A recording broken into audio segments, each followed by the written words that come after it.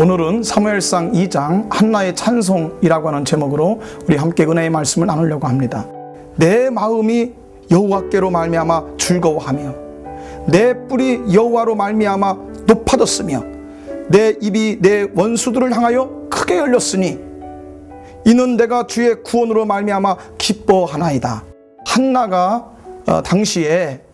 그 당시에도 많은 찬송이 있었습니다. 지금도 하루에도 몇 편씩 그러한 새로운 찬송가가 나오죠. 그런데 한나 당시에도 마찬가지였습니다. 찬송을 부르는 사람도 많이 있었습니다. 많은 찬송을 부르는 제사장들도 있었고 찬송시도 다양했었습니다. 그런데 왜 한나의 찬송을 성경에다가 기록해 주셨을까요?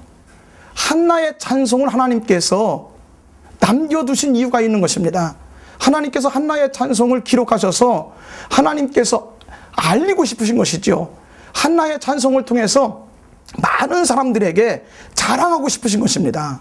하나님께서 한나의 찬송을 통해 가지고서 이제 이 만천하의 자손만대 하나님께서 이 한나의 찬송을 기억하고 알아야 된다고 하는 그런 말씀이죠. 그러면 이 한나의 찬송은 왜 그렇게 하나님께서 기뻐하시고 왜 한나의 찬송을 그렇게 하나님께서는 자랑스러운 찬송으로 여기셨을까요? 이 세상에는 많은 사람이 왔다가 갔습니다. 많은 사람들이 하나님의 약속을 했습니다. 그런데 많은 사람들은 약속을 해놓고 지키지 않았죠. 그런데 한나는 그렇지 않았습니다. 한나는 하나님께서 주신 그 아들을 받았을 때에 하나님의 약속을 철저하게 지킨 것입니다. 젖을 떼면서부터 바로 하나님의 성전에다가 이 아들을 바치게 된 것이죠. 더 오래 이 아들을 데리고 있을 것 같으면 정이 약해질까봐, 정이 깊이 들어가면 그 아들을 보낼 수가 없을까봐, 그리고 어렸을 적부터 습관을 잘 들이고 훈련을 받고 인격이 되어서 하나님의 큰 지도자로 써야 되기 때문에 젖을 떼자마자 보낸 것입니다. 그런데 한나도 역시 마음이 약한 여자지요. 그 어린 아이를 하나님 앞에 바친 다음에 얼마나 보고 싶었겠습니까? 미치도록 보고 싶었던 것입니다.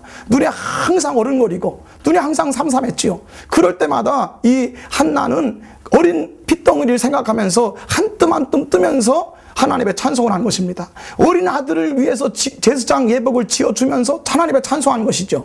슬픔을 찬송으로 이기면서 그렇게 옷을 예복을 지었다는 것입니다. 하나님께서 보실 때 하나님 마음도 뜨거워지시죠. 세상에 저렇게 약속을 철저하게 지키는 여자는 처음 봤다. 이렇게 믿음 있는 사람은 처음 봤다.